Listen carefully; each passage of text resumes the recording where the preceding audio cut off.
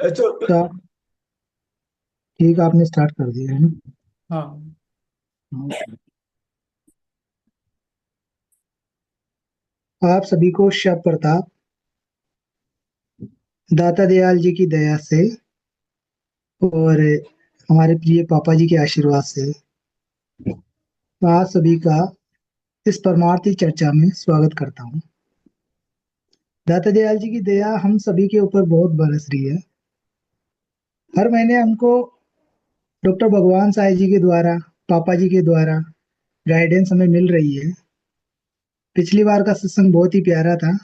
पापा जी ने हम सभी को अपने वचनों से हमें गाइड किया था।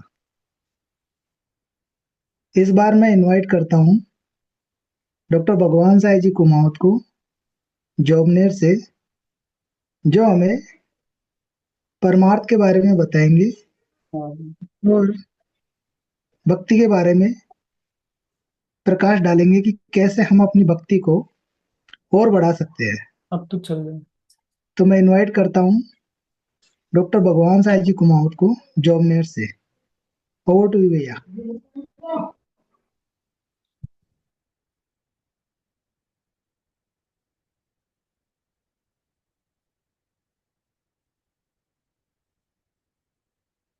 तब प्रताप सभी को। विजय, आवाज आ रही है? क्लियर है ना आवाज?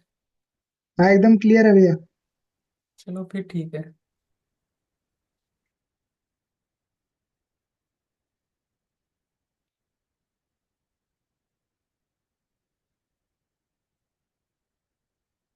तबत प्रताप आप सभी को। सर्वप्रथम परम पिता परमात्मा, प्यारे स्वामी जी महाराज, चाचा जी महाराज, दाता दयाल जी, पापा जी महाराज, लिविंग गुरु पापा जी को मैं नमन करता हूँ, नतमस्तक करता हूँ कि वो आए और मेरी वाणी शब्दों में विराजमान होए। आज का जो दाता दयाल जी ने सत्संग रखा है,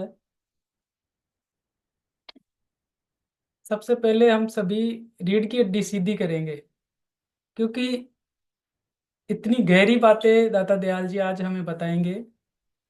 अगर थोड़ा सा भी मिस हुआ तो वो हम से छूट जाएगा जो हम समझना चाहते हैं। तो जो लेटे हुए हैं, प्लीज अपनी स्पाइनल कॉर्ड को सीधा कीजिए और सीधे होके बैठिए आप। फिर देखिए सबकॉन्शियस माइंड आपका कैसे एक्टिव होता है। जो शब्द मेरे मुंह से दाता दयाल जी बोलेंगे वो आपके माइंड तक पहुंचेंगे।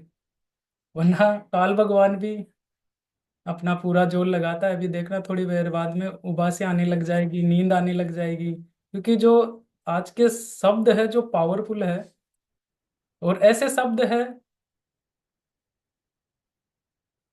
जो आप सुनोगे तो जो अंतरात्मा चेतेगी, और जो आत्मा तक पहुंच गए तो सब कुछ समझ में आ जाएगा। तो आज मैं बहुत सारी चीजें लेके बैठा हुआ हूँ। दाता दयाल जी ने ये देखिए, ये कढ़ाई भी लेके बैठा हुआ हूँ मैं।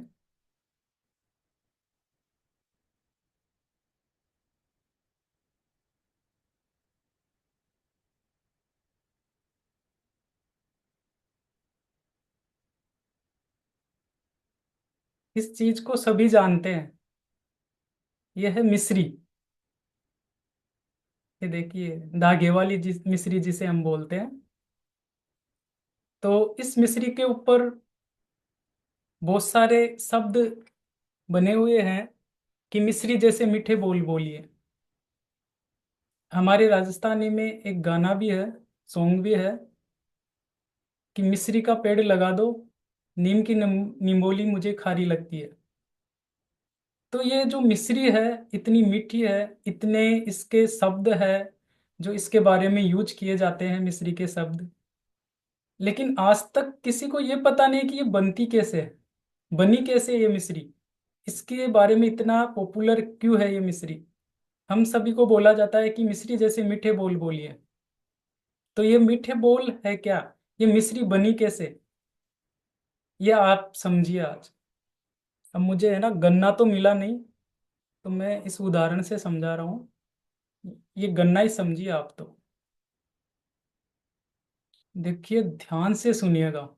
ये इतनी गजब चीज है, अगर किसी के अंतर आत्मा और मन, हृदय तक ये शब्द पहुंच गए, तो उसका हृदय अंतरात्मा तो आज ही परिवर्तन हो जाएगी, इन शब्दों को जब समझ गए, इस उदाहरण से समझ गए।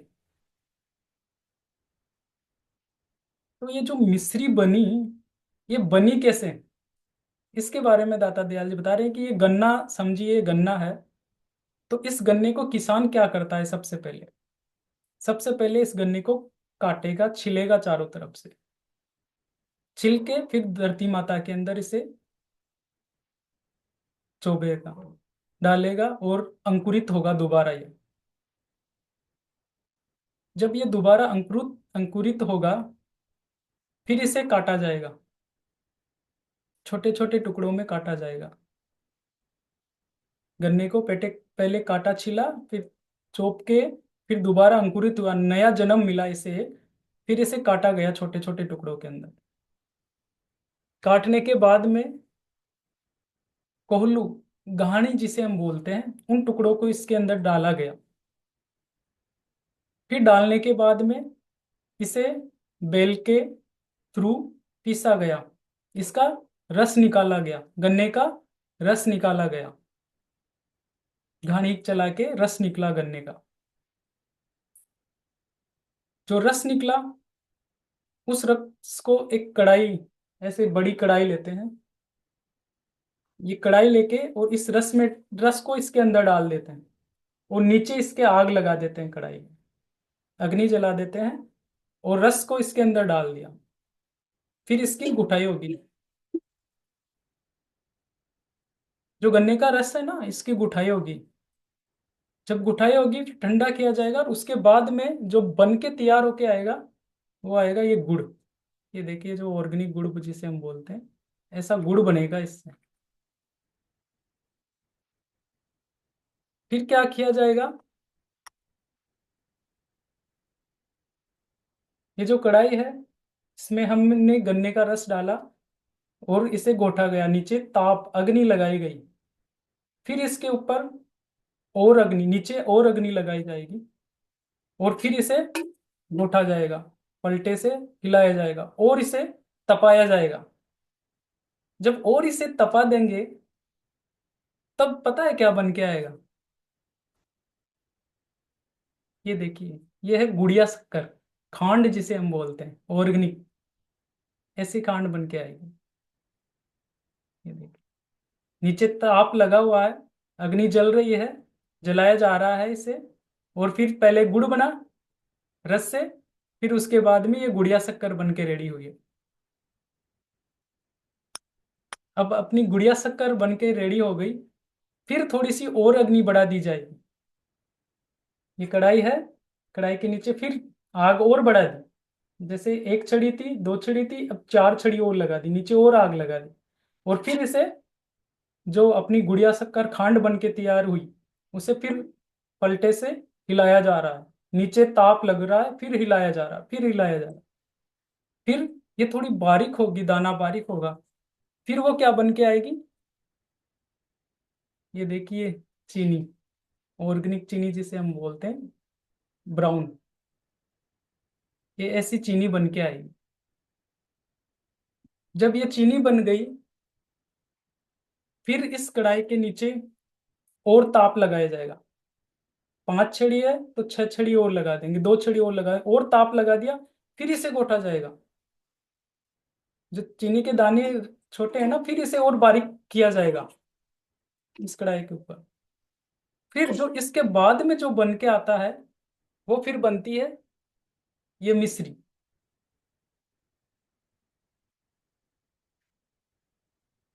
और एक चीज जो शायद ही बहुत ही कम लोगों को पता है, फिर इसे, इस मिश्री को भी नीचे और तपाया जाएगा, और अग्नि जलाई जाएगी, और इसे घोटा जाएगा, और इस कढ़ाई के अंदर घोटा जाएगा। इसे घोटने के बाद में जो बनता है कंद, लावा, ये देखिए ऐसे।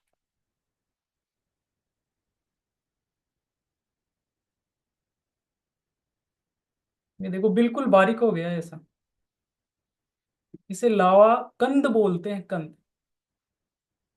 ये देखिए बिल्कुल बिल्कुल बारीक हो गया जब हमने इसे नीचे अग्नि जलाई और आग लगाया और इसे पीस दिया एक तरह से।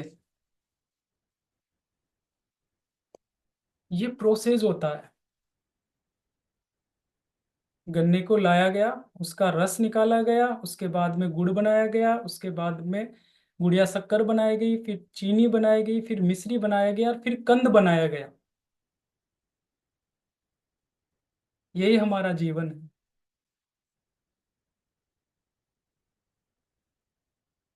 आपको पता है,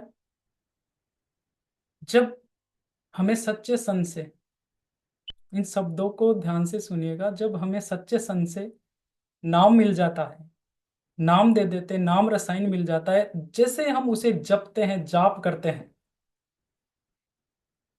तो सबसे पहले क्या किया जाता है? इस भगवान दास को छिला गया है, फिर इसे छोटे छोटे टुकड़ों में काटा गया है, काटने के बाद में फिर पीसा गया है। अब जैसे पीसते हैं, मतलब जैसे मान लो आपको वेद जी ने कोई काढ़ा दिया, और काढ़ा पीते ही क्या होता है, अंदर से जो बीमारी बाहर निकलती है, ऐसे ये सिमरन है। ये संतों के जो शब्द होते हैं, जैसे आपने बोला धारा सिंधु प्रताप दयाल, धारा सिंधु प्रताप दयाल, तो अंदर से जो हमारे संचित कर्म है, जो गंदे कर्म किए हुए हैं, वो बाहर निकलेंगे। तो बाहर निकलेंगे तो शोभी होंगे वो, कुछ दुख भी प्रकट होगा उनका। तो दुख प्रकट होगा तो आधे तो यहाँ से हट जाते हैं इस मार्ग से, क्योंकि पिसाई चालू हो गई ना, तो यहाँ से हट जाते हैं। क्योंकि पता नहीं बोले बोलते ये चालू हो गए, दुख आना चालू हो गए। फिर उसके बाद में जैसे ही थोड़ा ताप चालू होगा, रस बन गया ना, अब तार इस भगवान दास के ताप लगाया जाता है, नीचे से ताप लगाया जाएगा, मतलब सेका जाएगा हमें। तो जैसे सेका जाएगा तो यहाँ से आधे से ज्यादा यहाँ से हट जाते हैं, और फिर और ताप लगता है, तो फिर वहां से बहुत सारे ज्यादा हट जाते हैं कि समझ में नहीं आ रहा क्या है क्या नहीं है।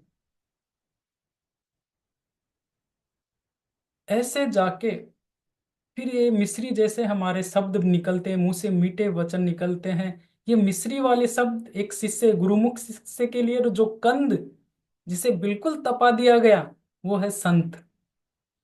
संत कोई ऐसे नहीं बनते। पापा जी की कभी स्टोरी सुनना आप, तब पता चलता है कि संत क्या होते हैं, इतना तपाया जाता है। तो इसको दाता दयाल जी ने कैसे बताया वो सुनिए आप तो। ये जो भी अभी जितने भी मन में प्रश्न क्वेश्चन आ रहे हैं ना, ये जो हो रहा है ना हमारे साथ, कि ऐसा क्यों हो रहा है, ये अभी समझ में आ जाएगा सब। मतलब नीचे से ताप लग रहा है। अपन सोचते हैं कि सचखंड ऐसे मिल जाएगा, बिल्कुल मिलेगा जरूर, 7,200 लोग जाना तय है। लेकिन कैसे जाएंगे वो सुनिए दाता दयाल जी की बुक में। आ आ गया था। ये बिटिया सुनाएगी अभी, पढ़ो, जोर से बोलना। रखी रखी जैसे गुरु वैसे राजी रहो तुम। बस बस, आगे। मुसीबत के सदमे खुशी से रहो तुम। वे मन की गढ़त कई तरह से करेंगे। कभी तन में बीमारी पैदा करेंगे। बस रुक जा। देखो, दाता दयाल जी ने बताया है कि रखे जैसे गुरु वैसे राजी रहो तुम, मुसीबत के सदमे खुशी से सहो तुम। कि हे बच्चों, जैसे गुरु ने आपको राजी रख रखा है ना, वैसे रहो आप। और जो ये मुसीबतें आ रही है ना, उनको जो खुशी से सहो आप उनको। वे मन में की गड़त कई तरह से करवाएंगे, जो हमारा मन है उसकी गड़त करवाएंगे, कई तरह से करवाएंगे। कभी तन में बीमारी पैदा कर देंगे, हमारे तन में बीमारी पैदा कर, देखिए क्या हो रहा है, ताप लग रहा है नीचे से, तन में बीमारी करेंगे। जैसे आप ये बोलोगे धारा सिंधु प्रताप दयाल, धारा सिंधु प्रताप, अंदर से बीमारियां निकलना चालू होगी। जो भी आपके है, बड़ी बीमारी थी छोटी में निकलेगी। हम क्या डर जाते हैं, घबरा जाते हैं, अरे आप तो सन से नाम लिया था ना आपने, तो आपके क्यों हो रहा है ये सुनो, ये समझो, इसमें पूरा लिख रखा है। फिर आगे दाता दयाल जी बोलते हैं, वचन तान के वे खिलाएंगे तुमसे। आपको कोई वचन तान के बोलेगा, अब वहां पर आपका क्या रिएक्शन होता है? कभी कोई हमला करवाएंगे तुम पर, किसी से भी आपसे हम हमला करवा देंगे। हमले का मतलब ऐसे मारकाट नहीं होगी, वो आपके ऐसे कड़वे शब्द बोलेगा कि आपका क्या रिएक्शन होता है वहां पर। वे डर कई तरह के दिखाएंगे, आपको डर लगेगा, अब क्या होगा, इतने दिन घर पे बैठे हुए हो गए, कुछ काम नहीं है हमारे पास, अब क्या होगा। वो बेटा इतने दिन बैठे किस लिए हो, वो भी आगे बताएंगे दाता जी। कभी दुश्मनों से भिड़वा देंगे आपको। दुश्मनों से भिड़वाने का मतलब जिसके आपके बैर है, जिससे वो आपके सामने आ जाएगा और वो कुछ चुभता शब्द बोल देगा, अब आपका रिएक्शन क्या होगा वहां पर? नीचे से ताप लग रहा है ना। कभी धन का नुकसान करवा देंगे। कभी जो आपकी एयरटेल की सिम है, प्रीपेड में है तो पोस्ट पेड हो जाएगी, वो नुकसान करवा देंगे धन का। अब आपका रिएक्शन क्या होता है वहां पर? ये बहुत गहरे शब्द है, मुझे पता है बहुत। समझ, आप समझिए इन चीजों को, लास्ट तक समझ में आ जाएगा ये दाता दयाल जी क्या बता रहे हैं। कभी मान भंग करवाएंगे वो। कभी आपका मान, अपने आप को जैसे आपके अंदर इनका मान बढ़ाई होने लग जाएगी तो आपके मान को गिराएंगे, उस समय आपका क्या रिएक्शन रहता है? कभी मौत का डर दिखाएंगे, कभी आपको मौत का डर लगेगा, कल मर गया तो, परसों मर गया तो, अभी हो गया तो, ये हो गया तो, एक्सीडेंट हो गया तो, डर दिखवाएंगे, उस समय आपका रिएक्शन क्या होगा? कभी दर्द गम के फंसवाएंगे तुम पर, दर्द दर्द उठेगा अंदर से। कभी बेबस मन को रखेंगे उदास, कभी मन को ही उदास रहेगा अपना। बच्चे बोलेंगे चाचू के क्या हो गया, 4-5 दिन से बोल ही नहीं रहे, बात ही नहीं कर रहे, ऐसा क्या हो रहा है, मन को उदास कर देंगे वो आपके को। कभी दात अपनी कराएंगे निगाह, बहुत सी इसी किस्म की और दातें करवाएंगे सतगुरु दुरुस्त की बातें। वे अक्सर गड़त दया गुप्त में करते, वे अक्सर गड़त दया गुप्त में करते, वे रक्षा का कर गुप्त में शीश धरते। मतलब जो दाता दयाल जी इतनी आपके तन में बीमारियां कर रहे हैं, आपके सामने दुश्मनों से लड़वा रहे हैं, बातचीत करवा रहे हैं, आपका मान भंग करवा रहे हैं, ये होगा कुछ नहीं। आपके साथ गुप्त में दया हो रही है, चमत्कार नहीं होगा यहाँ पर, गुप्त में दया होगी। आगे सुनिएगा वो, भजन ध्यान सत्संग से गढ़ वे करवाएंगे तुड़वाएंगे सभी जगत के फंदे। हमारे तो शादी है, 5,000 आदमियों की तैयारी है, व्यवहार है हमारा, ये सब व्यवहार टूटेगा आपका। के देखो इन शब्दों को गहराई से समझना, ऐसे नहीं टूटेगा किसी से कि लड़ाई झगड़ा हो जाएगा, ऐसा नहीं होगा। व्यवहार टूटने का मतलब जैसे आप भजन सत्संग करोगे, अकेलापन अंदर से आपकी जो जैसे आप सिमरन करोगे तो आपको एक्चुअल में पता चलेगा कि व्यवहार क्या है, किससे करना है, और उसी को लाके सामने खड़ा कर देंगे कि जिसे तू ये समझ रहा था कि इतना प्यारा व्यवहार है मेरा, ये तो मेरा दोस्त है, लंबे समय से हो ही नहीं सकता इतना, उसी आपके सामने खड़ा करेंगे लाके। समझ मौज इन सब की गणित की सजा, रहो राजी बरतो हमेशा रजा में। समझो समझो, ये उस मालिक उस दाता दयाल जी की मौज ही है, उनकी रजा में ही राजी रहना है। आगे दाता दयाल जी बोल रहे, किसी हाल में तुम चरण गुरु के मत छोड़ना। किसी भी हाल में, कितनी बड़ी समस्या आ जाए, कुछ भी आ जाए, गुरु के चरण मत छोड़ना तुम।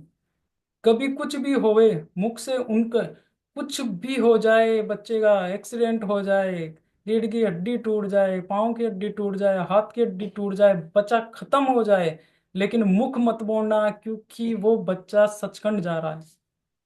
ये मत सोचो ये सारे बंधन तुड़वाएंगे यहाँ पर। आप सोचते हो कि सबको यहाँ जोड़ने वाला सिस्टम नहीं है। तुलसीदास जी से बोले आप तो संत हो, मेरे बच्चा नहीं हो रहा, बच्चा दे दो।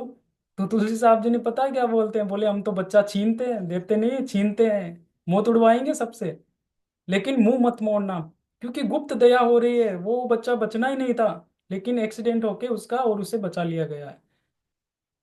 जो सतगुरु करे उसी में जानो भलाई, हर हाल को जानो वह मौज से आई। जो सतगुरु कर रहे हैं उसे मौज समझो उनकी, कोई भी आपकी समस्या आ रही है, आप नहीं समझ पा रहे हो, वो मौज समझो उनकी। लगेंगे गणित के बड़े भारी झटके, जैसे ट्रेन में जाते हैं और ट्रेन में जाते समय अपन नींद सोते हैं, फिर झटके लगते हैं ना ऐसे। तो जैसे आप ये सिमरन करोगे और नाम का जाप करोगे तो आपके झटके लगेंगे, बहुत सारे झटके लगने का मतलब बहुत सारी विपदाएं आएगी। वो विपदाएं नहीं आएगी, आपके कर्म कटेंगे। वचन गुरु के उसी वक्त विसरेंगे तुमको, तब तुम्हें याद आएगा। नहीं नहीं, इससे पहले रहेगा, ये मालूम होगा, ये मालूम होगा उधर में हो लटके। जब अगर आप गुरु पर विश्वास नहीं करें और फिर वापस आप मनुष्य जन्म मिला और माँ के पेट में उधर मतलब पेट के अंदर उल्टे लटके हुए, तब गुरु के वचन याद आएंगे। क्योंकि लास्ट में आपने क्या छोड़ गए? वही मौका है, तुम रखो याद उनको, उसी समय याद रखो उनको। वही मौका है अपने आप को संभलने का, समझो उनको। वही वक्त है मन को कुचलने का, समझो। अब देखो यहाँ पर बात, वही मौका है मन को कुचलने का, समझो। कुचलने का मतलब अब आपकी जो गन्ने को काटा गया उसे घानी के अंदर पीसा जा रहा है, कुचला जा रहा है, इस मन को कुचला जाएगा। वही वक्त है गुरु, वही वक्त है गुरु के सुमरन को समझो। जब आपको कुचला जा रहा है, अब कोलू के बेल पर आपको चलाया जा रहा है, रस निकाला जा रहा है हमारा, वही उसी टाइम आप सिमरन करो, सिर्फ सिमरन करो जब आपके समस्या रहे। वही वक्त है खामोश रहो, चुप रहो जब आपको लगे मेरी सास डांट रही है। मैं जैसे मान लो कोई बहन है विमला और उसने अपनी पिताजी को अपने घर पे लेके आ गए, अपनी बहन को लेके आ गए, और वहां पर मतलब उसकी सास ने बोला ये क्यों लेके आ गई, ये क्या है, ये तो वैसे है। उस समय खामोश रहो, चुप रहो, वो आपके कर्म कट रहे हैं। इसी ढंग से होएगा मन तुम्हारा निर्मल। ये जो मन है ना, मन ये निर्मल होएगा आपका। इसी ढंग से होएगा चित्त तुम्हारा निर्मल। ये चित्त तुम्हारा निर्मल बिल्कुल साफ हो जाएगा आपका। साफ का मतलब अपन ने क्या किया, कुचला गया, मन को कुचलेंगे पहले, फिर उसके बाद में उस मन को साफ करेंगे, फिर चित्त को साफ करेंगे, मतलब एक चीनी आ जाएगी। इसी ढंग से होएगा चित्त तुम्हारा। परम सिंधु की धार प्रताप से तुम, धारा सिंधु प्रताप की जो धार है, जो रस है, जो सिमरन है, उससे तुम दया की लो बख्शिश, दया की लो बख्शिश, छूटो ताप से तुम, छूटो ताप से तुम, जो नीचे अग्नि लगी हुई थी इतने दिन। तो जैसे क्या होता है कि जैसे मिश्री बन के तैयार हो जाती है अपनी, तो आग को नीचे से हटा दिया जाता है और फिर मिश्री रेडी हो जाती है अपनी। तो ऐसे ही दयाल जी बोल रहे हैं कि दया की लो बख्शिश, छूटो ताप से, जो ताप लग रहा है ना, जो नीचे से ताप लग रहा है अभी, वो छूट जाएगा आपका। ताप आपके नीचे से हटा दिया जाएगा। फिर जब ताप हटा दिया जाएगा तब मिश्री जैसे मीठे बोल बोलने लग जाओगे आपके अंदर से। आपकी आत्मा निर्मल हो जाएगा, आपका मन निर्मल हो जाएगा। इस मन को जिसने जीत लिया उसने जग को जीत लिया। आप सोचते हो सिकंदर ने पूरी दुनिया को जीता है, और कुछ नहीं है। मेन सबसे बड़ा काम है इस मन को जीतना, इस मन और चित आत्मा को साफ करना। अगर किसी ने इस आत्मा को साफ कर लिया तो ये मान लो उसने सब कुछ कर लिया। तो आत्मा साफ कब होगी? जब जब ये बताओ, गन्ना साफ कब हुआ? ये कंद बन के कब आया? लावा जिसे बोलेंगे, ये कब आया? जब नीचे खूब आग लगी, आग छड़ियों की छड़ियां हमने लगाई, तप लगा के फिर उसके बाद में ये मिश्री जैसे मिश्री निकली और उसके बाद में कंद निकल के आया। तो यही हमारा जीवन है। और जो हमारे साथ अभी जो हो रहा है, जो आपको हमको सबको लग रहा है कि ऐसा क्यों हो रहा है, जो मुसीबत आ रही है जैसे आप बोलते हो और ये आते हैं, तो ये कुछ नहीं है। ये सिर्फ आपको तपाया जा रहा है। ये मोह मोह तोड़ा जाएगा। आप और हम सोचते हैं, देखो होता, देखो मैं बोल रहा हूँ आप भक्ति बढ़ा लो। अब मैं जब भक्ति दाता दयाल जी मेरी बढ़ा रहे हैं तब पता चल रहा है, सब पता रहेगा, सब पता रहेगा आपको। सारी चीज पता रहेगी आपको, क्या होने वाला है, क्या करोगे, बच्चे क्या क्या होगा, इनकी शादियां कहाँ पर होगी, सब एनी हाउ कुछ भी सब पता रहेगा। अब आगे क्या होना, डर डर खत्म हो जाए। जब आप लास्ट सैया पर लेटे रहोगे उस समय आपका क्या रहेगा, क्या चलेगा, सिमरन चलेगा या मोह रहेगा? अपने साथ क्या हो रखा है पता है? जब अपन भंवर गुफा में थे तो वहां से तो वापस अहंकार की वजह से टूट के आ गए, कोई त्रिकुटी से वापस आ गई आत्मा। ये दूसरा तीसरा किसी का चौथा जन्म है ये मान लो। तो क्यों? क्योंकि हमें मोह था उस चीज से। इन चीजों को समझिए आप, गहरी चीज। ऐसे जब तक मोह नहीं टूटेगा तब तक कुछ नहीं हो सकता। आप सोचते हो तीन चीजों से मोह टूटना जरूरी है, अगर इन तीन चीज किसी के अंदर भरी हुई है तो ये सोच लो कि अभी मतलब ताप नहीं लग रहा। सबसे पहले आती है काम वासना। जिसने इस पर विजय प्राप्त कर ली, ये मान लो उसने ये गुड़ से कन्वर्ट हो गया, वो गुड़िया शक्कर की तरफ निकल चुका है। दूसरा सबसे ज्यादा आता है, इससे किसी ने विजय प्राप्त कर ली, तो फिर दूसरा आता है धन। अगर धन पर किसी ने विजय प्राप्त कर ली, विजय प्राप्त मतलब धन से मोह टूटना, ऐसा नहीं कि कमाना नहीं, कल से घर पे बैठ जाओ, नहीं नहीं नहीं। मोह, मोह जो बंधा हुआ है वो टूटना। और तीसरा जिससे सबसे ज्यादा, जो सबसे ज्यादा वहीं पर आके फिसल जाते हैं, वो है मान बढ़ाई। अगर ये तीन चीज अगर नहीं टूटी है तो ये टूटेगी, और 100% टूटेगी, तब जाके सचखंड के लिए अपन तैयार होंगे। ऐसे कोई तैयार नहीं होगा। ऐसे सोचते हैं कि ऐसे सचखंड हमें मिल जाएगा। पापा जी ने बोला 100% मिलेगा, कोई रोक टोक नहीं है, 7,200। लेकिन अब पापा जी ने बोल दिया और अपन मेहनत नहीं कर रहे हैं, ध्यान भजन नहीं कर रहे हैं, तो फिर नहीं होगा। किसी को बोल दिया कि भाई आप आरएस बन जाओगे, अब उसने पढ़ाई नहीं करी तो कहाँ से आरएस बनेगा, आईएएस आईपीएस बनेगा। तो अगर हमें मिस्री जैसा बनना है, मिस्री जैसा अपन को बोलना है, मीठा बोलना है, तो शुरुआत अपने घर से ही करनी है। सुधार अपने आप से और घर से ही करना है। अगर आपके घर में अभी भी, आपके मन में, दिल में, मन आत्मा में अभी भी किसी के प्रति मतलब घृणा है, प्रेम नहीं है, तो अभी कुछ भी नहीं हुआ, जीरो ही हो आप। ये मेरे बच्चे हैं, ये खेल के आएंगे। आप सोचो, इनको ओलंपिक खेले, गोल्ड मेडल लेके आ गए, भारत देश का नाम कर दिया, दुनिया का देश सब, सारी दुनिया का से जीत के आ गए। ठीक है, एक दिन चले जाएंगे। किया क्या? इस आत्मा, मेन उद्देश्य क्या था मनुष्य का यहाँ पर आने का उद्देश्य क्या था? ये जो आत्मा है ना, इससे आवरण चढ़े हुए बहुत सालों से, इनको सफाई करके फिर यहाँ से निकलना है अपन को। तो ये आवरणों की, इन बच्चों के आवरण चित्ती साफ नहीं हुआ तो इनको कितना ही खिला लो, कितना ही गोल्ड मेडल लिया हो, कुछ ही कर लो, बहुत सारा धन इकट्ठा कर लो, मेन चीज जो है ना वो छूट जाएगी। मनुष्य का जो जन्म हुआ है, जो जन्म मिला है, वो इस आत्मा को परमात्मा से मिलाने के लिए मिला है। एक्चुअल तो ये था, लेकिन ये काल भगवान ने ऐसा षड्यंत्र रचा कि वर्मा विष्णु महेश को भी अपने पिताजी मिल ही नहीं पाए, पर है कहाँ पर। और ये काल भगवान इतना गुप्त होके बैठ गया कि कोई हिला ही नहीं सकता, कोई इसे समझ ही नहीं सकता।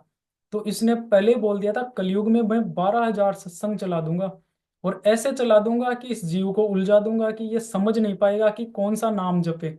और नाम की महिमा का ऐसा प्रचार कर दूंगा कि हर कोई नाम नाम नाम नाम जपो, नाम जपो। लेकिन एक्चुअल पता नहीं होगा कि नाम जपना कैसे है, किसका है, क्या है नाम।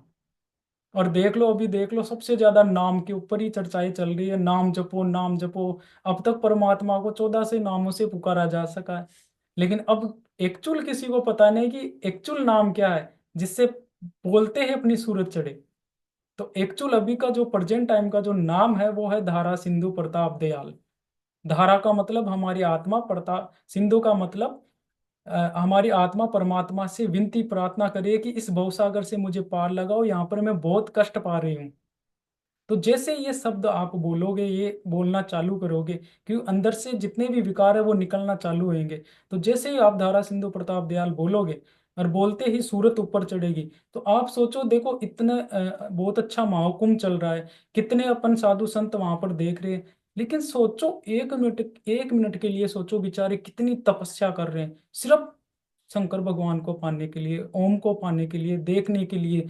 आप और यहाँ सिर्फ बैठो, ध्यान लगाओ, धारा सिंधु प्रताप दयाल बोलो, शंकर भगवान सामने खड़े हो जाते हैं। ये बात देखो, कोई 32 साल से एक पैर पर खड़ा होके कर रहा है, कोई कैसे कर रहा है, हम देख रहे हैं अभी। लेकिन जो एक्चुअल पता है, किसी को पता नहीं कि अभी बोलना क्या है, कौन से शब्द से हम इसे पुकारे। जैसे मेरा कोई नाम ही नहीं है, मुझे कितना ही बोले जाओ, अब मेरा एक्चुअल नाम बोलोगे तब मैं भाग के आपके पास आऊंगा। तो परमात्मा का जो एक्चुअल नाम है विधारा सिंधु प्रताप दयाल, तो जैसे ये बोलोगे तो ऑटोमेटिक आपके सामने आएंगी। लेकिन बोलोगे कब? जब आपके अंतर आत्मा, आपका जो ताप लग रहा है वो पिघलेगा, तब जाके ये सारा काम होगा। तो होगा कब? जब आप शुरुआत अपने परिवार से करोगे, अपने घर से करोगे। जब घर में चेंज हो जाएगा, पूरा माहौल चेंज हो जाएगा, कहीं कुछ करने की जरूरत नहीं है। और ना ही कोई ये उद्देश्य है हमारा कि आप दाता दयाल जी को ही मानो, आप हमारे ही दाता दयाल जी सबसे बड़े हैं, इनको ही आप पूजो, ऐसा कुछ भी नहीं है। अभी जो आत्माएं जो सेलेक्ट होके आ रही है ना, आप 8 और 9 तारीख भंडारे में चलोगे, वहां पापा जी से जब उन आत्मा को जो नहीं आ रही है, उनकी जो जो उन्होंने जो नाम जपा और उनके साथ जो ताप लगा, उसके बाद में उन्होंने जो दृढ़ विश्वास रखा, वो वहां पर सुनना आप, हिल जाएंगे अपन सब लोग। मैं तो उनको नमन करता हूँ कि जो इतनी मजबूत, क्योंकि देखो ये कोई वो नहीं है कि मेरे बोलने से कोई कनेक्ट हो रहा है या आपके बोलने से, या हम कोई किसी को जोड़ के दाता दयाल जी का ग्रुप बनाएंगे, बहुत बड़ा बनाएंगे, कुछ नहीं। ये हम वही लोग, हमारे कनेक्शन होगा। जो स्वामी जी महाराज ने जब भक्ति की थी, चाचा जी महाराज ने जब भक्ति की थी, पापा जी महाराज, तो वो ही आत्मा है, अब हमसे आपस में कनेक्शन हो जाएगी। वो होएगी कैसे? ये करने वाले सब दाता दयाल जी वही करेंगे। तो मैं आप सभी से हाथ जोड़ के विनती करता हूँ कि मेन जो मुझे जो सेवा मिल रखी है, वो ये मिल रखी है कि लोगों को ये बताओ कि ये मनुष्य जन्म मिला किस लिए। एक्चुअल में तो मेन मेन मेन पॉइंट ये है कि मिला किस लिए और क्या करने के लिए अपन आ रहे हैं। ये धन, ये मान सम्मान, ये सब मिल जाएगा। कुछ भी नहीं है, सब छोटा है, सब छोटा है। मैं बोल रहा हूँ ये नाम जप लो। मैं इतना प्रसन्न, खुश, आनंदित क्यों रहता हूँ, कितनी कैसी परिस्थिति आ जाए, क्यों? क्योंकि मैं उस मालिक की मौज में, दाता दयाल जी की मौज में रहने लगे। यार मुझे एक एक चीज दिखती है, सचखंड, सचखंड, सचखंड, सचखंड, वहां चलना है। अभी मैं आपको क्या बताऊं, दाता दयाल जी से 1 महीने तक प्रार्थना करता रहता हूँ मैं, भीख मांगता रहता हूँ कि एक बार तो मेरी सूरत को चढ़ाओ, ऊपर चढ़ाओ। तो उन्होंने दया, अब रोज कोई भिखारी आ जाए और भीख मांगता रहे, तो अपन भी दया करते हैं, तो इन्होंने भी दया की मुझ भिखारी पर, और मुझे ऊपर सचखंड जहाँ पर लेके गए।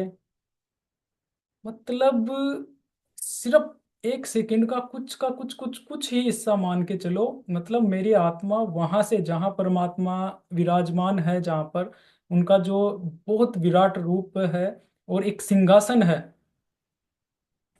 वहां से सिर्फ ऐसे जल्दी से वहां से निकाल दिया मुझे। मतलब इतनी, मैं उस खुशबू को सिर्फ महसूस कर सका, मतलब सूंघ भी नहीं सका उस खुशबू को। जब मुझे वो महसूस हुई, तो सुबह में जब मैंने ध्यान किया, 12 बजे तक मेरे सिर के ऊपर ऐसा था कि कोई 10-20 ट्रक भी सिर के ऊपर से निकल जाए तो मेरे सिर में कुछ भी ना हो। अब इसे साइंस के अनुसार समझ लो, चाहे से एडोरफिन, डोपामाइन, सेरोटोनिन, सारे के जो केमिकल है रिलीज हो गए मेरे इतने। और जो खुशबू है अभी भी मुझे वो फील होती है। मतलब जो वहां का जो आनंद है ना, वो मतलब अल्टीमेट है वहां का। जब जो रस वहां का मिल जाएगा ना, तब ये यहाँ के रस सब फीके लगेंगे। और ये सब नॉर्मल है। आप जिस चीजों को सोचते हो कि धन धन धन इकट्ठा कर ले, ये धन नहीं हो पाएगा इकट्ठा। और ये जाल है धन का, तो माया का जाल है। और पता भी नहीं चलेगा कब आत्मा निकल गई, कब धन यहाँ का यहीं रह जाएगा।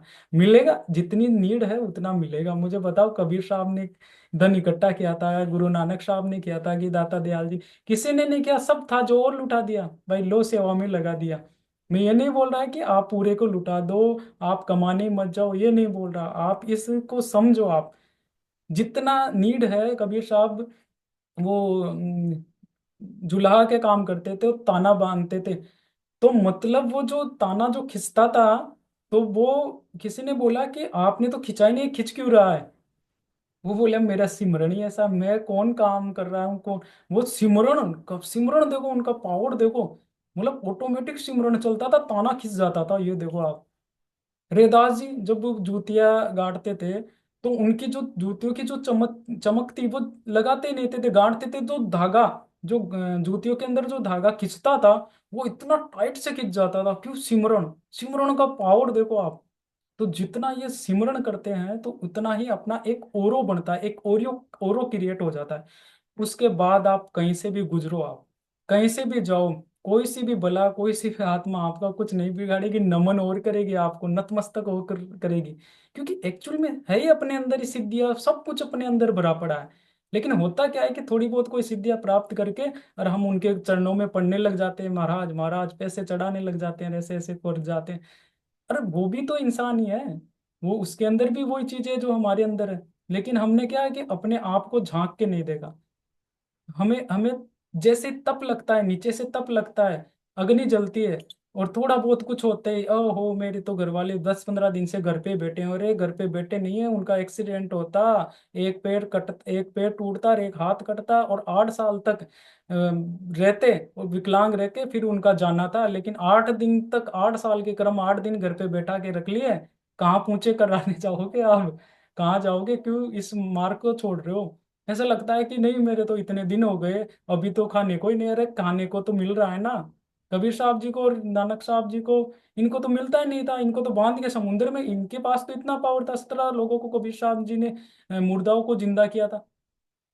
पावर था ना, लेकिन दिखाना नहीं। यहाँ गुप्त दया लिख रखा है ना, गुप्त दया होती है। तो जैसे आप ध्यान करोगे, देखो एक्चुअल में वो क्या रहा है कि जब कोई अंधा है, दो अंधे लोग हैं, और एक के आंख आ गई और एक अंधा ही है, तो जिसके आंख आ गई तो वो तो बोलेगा कि नहीं अच्छा अच्छा यहाँ पर तो ऐसा ऐसा है, तो उस दोनों की आंख गई थी एक साथ ही, तो वो दूसरा अंधा बोलेगा नहीं नहीं तू झूठ बोल रहा है। तो आज जैसे मैं बोल रहा हूँ, तो आप जैसे ध्यान करोगे और ध्यान में बैठोगे, ये सूरत ऊपर चढ़ेगी, आपको परिवार का सब पता चल जाएगा। ये सब पता चल जाएगा, ये जो मेरी पत्नी ये कौन थी, ये क्या कर्म लेने देने आई है, ये मेरे बच्चे हैं ये कौन है, क्या कर्म लेने देना है इनसे, मेरे माता पिता क्या है। क्योंकि मोह नहीं रखना, प्रेम सबसे करना है, सबका रेस्पेक्ट आदर सम्मान सब करेंगे, मोह नहीं रखना, मोह तोड़ना है, इस गुरु की रजा में राजी रहना है, क्योंकि मोह नहीं टूटेगा तो वहीं रह जाएंगे। एक मेरे पड़ोस में थे कि बोले मुझे लास्ट समय में बोले मुझे तो खेत दिखा के लेके आओ कि गेहूं कितने बड़े हुए। लास्ट समय में बोला खेत दिखा के लेके आओ, तुरंत आने के दूसरे दिन खत्म हो गए। अब वो वहां पर ही खेत में सांप बन के बैठे हुए हैं, और उनके पोते उस पे पत्थर मार रहे हैं। मैं क्यों बोले और देखो खेत क्योंकि लास्ट समय में आपने प्रैक्टिस किस चीज की आपको क्या याद रहता है। इसीलिए तो ये सिमरन करवाया जाता है, दाता दयाल जी बोलते हैं ना सिमरन करो ज्यादा से ज्यादा। सिमरन इसीलिए कि लास्ट समय में आएगा क्या।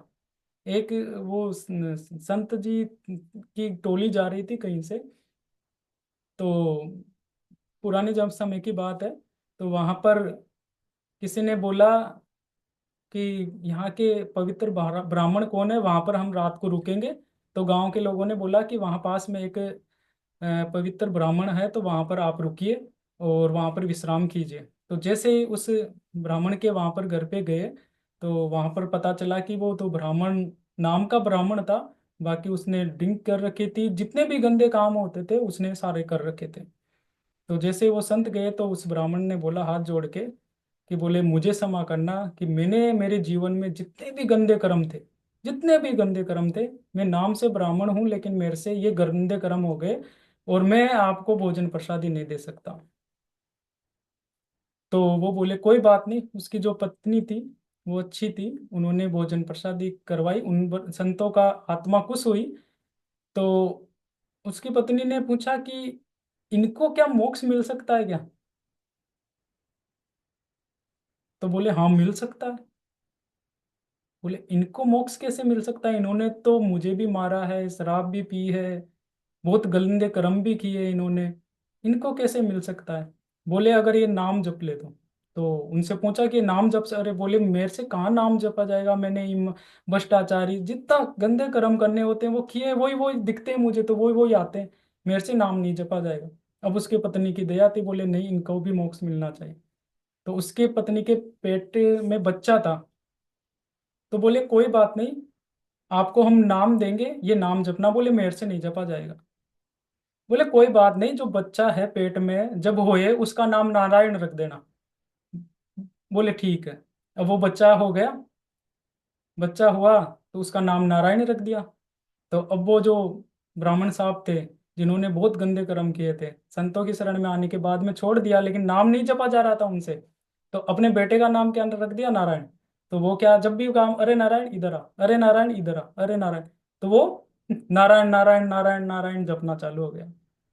अब जैसे ही उसका अंतिम समय आया, अब उसने क्या किया, रोज अपने बेटे को बुला देते। अंतिम समय आया, सैया पर लेटा हुआ था, यमदूत आके खड़े हो गए कि ठीक है अभी लेके जाएंगे। और जैसे उसे सांस निकलने लगी, जोर से बोला उसने, अरे नारायण इधर आओ। तो वो संत जी आके खड़े हो गए, यमदूत घबरा गए, अरे इन्होंने तो इतना पर्चा काम करा, अरे अंत समय में मेरा नाम पुकारा है ना, जो हमने नाम दिया है वो पुकारा है ना। तो आपने प्रैक्टिस किस चीज की है, वो आपके अंत समय में काम आएगी। आप सोचते हो कि भाई मैंने इतना कर लिया, इतना कमा लिया, इतने प्लाट हो गए, इतनी गाड़ी घोड़े हो गई, ये सब कुछ भी नहीं आने का काम। मैं ये नहीं बोल रहा कि आप छोड़ देना कल से। अपन को जितना भी समय मिले, अभी कलयुग है, कलयुग में के अंदर इतना बता रखा है कि ध्यान, भजन और सिमरन, ये तीन चीज है। ध्यान का मतलब होता है बैठ के, और ध्यान तीसरे तिल पर यहाँ से ध्यान लगाकर सुपुष्पना नाड़ी के थ्रू ऊपर की तरफ चढ़ाई होती है, अपना 10वां द्वार खुलता है। और जैसे हम ध्यान करते हैं तो हमारे जो संचित कर्म है वो त्रिकुटी के ऊपर कटेंगे, बिना ध्यान के ये कट नहीं सकते, इसलिए ध्यान करना जरूरी है। सिमरन फिर होता है सिमरन, नाम का जाप, जाप जाप जाप, जैसे दारा सिंधु प्रताप दयाल, दारा सिंधु प्रताप नाम का जाप करोगे तो हमारे अंदर से जितनी भी गंदगी है, मलिनता है, वो दूर होगी। और जैसे ही दूर होगी तो फिर अपना ध्यान लगना शुरू होगा। भजन, भजन का मतलब होता है कि ये ढोल मंजीरे रिये नहीं, जैसे आप ध्यान, ये तीनों एक साथ चलेंगे, ध्यान भजन और सिमरन। कैसे चलेंगे, जैसे आप ध्यान में बैठोगे तो ध्यान लगाओगे तो सिमरन चलेगा, और सिमरन के अंदर ही आपको मरगन मजीरा मुरली की बीन की आवाज सुनाई देंगी, ये होता है भजन। ये तीनों एक साथ चलने होते हैं, तो ये करना जरूरी है। ये जब हम करेंगे तब हमारे संचित कर्म कटेंगे, और जो प्रारब्ध कर्म है जो हमारे जो है, तो वो हमारे ध्यान सिमरन से क्या है कि बड़े कर्म है तो छोटे में कट जाएंगे। तो इसलिए ध्यान तो करना बहुत जरूरी है, नेसेसरी है। तो मैं आप सभी से ज़्यादा समय ना लेते हुए, आप तो बस इस मिश्री को याद रखिए कि इस मिश्री को और इस कंद को, जो कि कितना शानदार, इतना मतलब देखिए ये कंद, ये जो कंद है ना, ये संत है एक तरह से, इनको इतना देखो देखो, इतनी लंबी धार सी बन रही। तो इसे इसे बनाने के लिए इसे बेचारे को इतना नीचे से तपाया गया है, तब जाके ये कंद बन के तैयार हुआ है, ये देख लो आप, मतलब लावा बन के तैयार हुआ है। तो ये तप रहे हैं, जो अभी जो हो रहा है ना, ये तपस्या हो रही है आपके नीचे से। तो इस तपिश को पापा जी ने एक ही बात बोली थी, मैंने माइंड में बैठा ली थी भैया, कि ये तपिश तो लगेगी, ताप तो लगेगा, तो इसके बचने का एक इलाज है, ध्यान और सिमरन कर लेना, पक्का इसे कर लेना। फिर तेरे तप लगेगा तो सहन कर लेगा आराम से। और अगर तप लग गया और बीच में डगमगा के, आपने देखा ना बहुत सारे प्यारे प्यारे सत्संगी जिनको दाता दयाल जी दर्शन देते हैं, सब कुछ बताते हैं, आठ डामाडोल हो गए, दूसरी जगह जाने लगे, भागने लगे, क्यों, तप लग रहा है ना, सफाई हो रही है ना।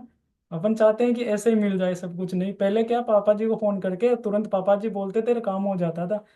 तो अब क्या, मेहनत करनी पड़ेगी, अपन खुद को मेहनत करनी पड़ेगी, तब जाके ये काम होगा, तब जाके हम मिश्री जैसे मीठे बोल पाएंगे और कंद बनेंगे, संत जैसे अपने अंदर रूप आएगा एक। तो आप सभी से मैं हाथ जोड़ के विनती करता हूँ, दिल से विनती करता हूँ, एक बार सच्चे हृदय से, दिल से आप ध्यान भजन करना शुरू कर दीजिए। फिर देखिए जो आनंद आएगा ना, जो रस मिलेगा ना आपको, ये सब रस फीके लगेंगे यहाँ पर। क्योंकि इसको वहां तक पहुंचाना है, नहीं तो जो आ रहा है ना, जो कलयुग आ रहा है ना, अब आगे से आगे देखते जाना आप, दूसरा जन्म मिलेगा, तीसरा, चौथे में तो बीटू लग के, मतलब ऐसी हालत हो जाएगी, मनुष्य मनुष्य को खाने लग जाएगा। तब भी अपन सचखंड जाएंगे, तब तक क्यों रहना, क्या पता तब तक कितना समय लग जाए। तो अभी सच्चे संत मिले हुए हैं पापा जी के रूप में, और फिर भी अपन अगर ध्यान और सिमरन नहीं कर पा रहे हैं तो ये हमारी गलती है। और परमात्मा मुझे जरिया बना के, सत्तू भैया, अतुल भैया को जरिया बना के, और आपको चेता रहे हैं, ये देखो मैसेज छोड़े हैं भैया ने कि आपको यहाँ पर चलना है, सिर्फ दो ही लोगों ने फोन करके और बताया था, बाकी तो अरे हम क्यों बोले। भैया ही कर लेंगे मैसेज, बेचारे सत्तू भैया तो बहुत अच्छी प्यारी आत्मा है, फोन करके सबको बोला। उनको मैं धन्यवाद करता हूँ कि ऐसे भैया है, अतुल भैया, जो रात दिन हमारे लिए इतनी मेहनत करते हैं। तो ये कब होता है, जब अंदर से आत्मा, अब भैया को प्रेम है तभी तो इतना करते हैं सत्य भैया, रतुल भैया, वरना प्रेम नहीं होता तो कौन करता है आज के समय में। तो आप इन सब की बात मानिए और आप ध्यान भजन कीजिए। देखो, एक बार ध्यान भजन करने लग जाइए और एक बार इस जीवन को समझ लीजिए आप, तो मैं बता रहा हूँ, फिर आपको बच्चा भी खत्म हो जाएगा तो भी टेंशन नहीं रहेगी। वो एक संत जी थे, तो उनका आरती बना रहे थे, तो बोले आप आरती क्यों बना रहे हो, बोले सुबह मेरा बच्चा फिसलेगा, सीढ़ियों से गिरेगा और खत्म होगा। बोले आपको चिंता नहीं है, बोले सचखंड जाएगा, क्या चिंता है मुझे। तो ऐसा रहेगा, आपको पता रहेगा ये जो छोटे मोटे दुख आ रहे हैं ना, ये दुख नहीं आ रहे हैं एक्चुअल में, आपके और उनके कर्म कट रहे हैं और कटेंगे ये, इनको कोई रोक भी नहीं सकता। लेकिन आपने अगर ध्यान करके ये समझ लिया कि भाई ये क्या क्यों हो रहा है अपने साथ, ऑटोमेटिक देखो बता नहीं सकती ये चीजें। जैसे आप मुझे पूछ के बोलो कि ऐसा मेरे साथ क्यों हुआ, तुम बना दो मुझे महाराज बना दो और पूजने लग जाओ, तो चलो मैं भी अहंकार में आके गिर के नरक में मैं भी जाऊंगा और आप सबको भी ले जाऊंगा। तो यहाँ पर तो बताने वाला सिस्टम है नहीं, गुप्त दया होगी, आप खुद को ही पता चलेगा। दादा दयाल जी ने बोल दिया, उनको ही बोलो खुद ध्यान करो, 100% मैं खुद ही बता दूंगा आपके साथ ऐसा क्या हो रहा है क्यों हो रहा है। इसलिए इस चीज को समझो और तीसरे तिल पर ध्यान लगा कर ऊपर की तरफ जाओ, सूरत को चढ़ाओ, समय है, समय निकाल लो, फिर ये समय दोबारा नहीं मिलेगा। अगर मेरी वाणी शब्दों से किसी के अंतरात्मा हृदय तक कोई भी अगर कष्ट पहुंचा हो तो मुझे क्षमा करना, क्योंकि मेरा नंबर अभी मूर्खों और गधों के अंदर ही है। मैं कोई बड़ा वो कुछ भी नहीं हूँ, ये तो कुछ सेवा दे रखी है दाता दयाल जी ने, तो ये मैं कर रहा हूँ। आप सभी को पुण्य सप्रताप। अगर किसी को कोई पूछना है क्वेश्चन तो पूछ सकते हैं।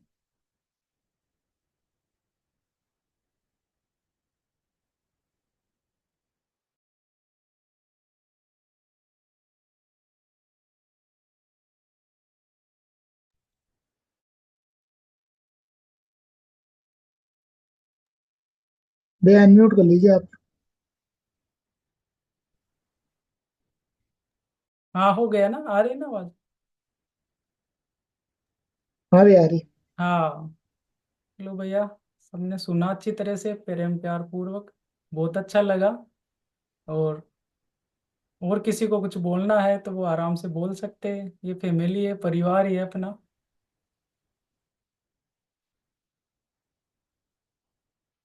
ठीक है विजय, समय हो गया, इतना ही दिया था दाता दयाल जी ने समय। ठीक है भैया, शुभ प्रताप। सब बता। क्या प्रताप भैया, क्या क्या प्रताप? प्रताप। क्या सभी प्रताप? को शौक है। तो क्या पता। 8 तारीख को मिलते भैया। हाँ जी भैया। Thank you. शुभ प्रताप भैया, शुभ प्रताप सभी को। शुभ प्रताप।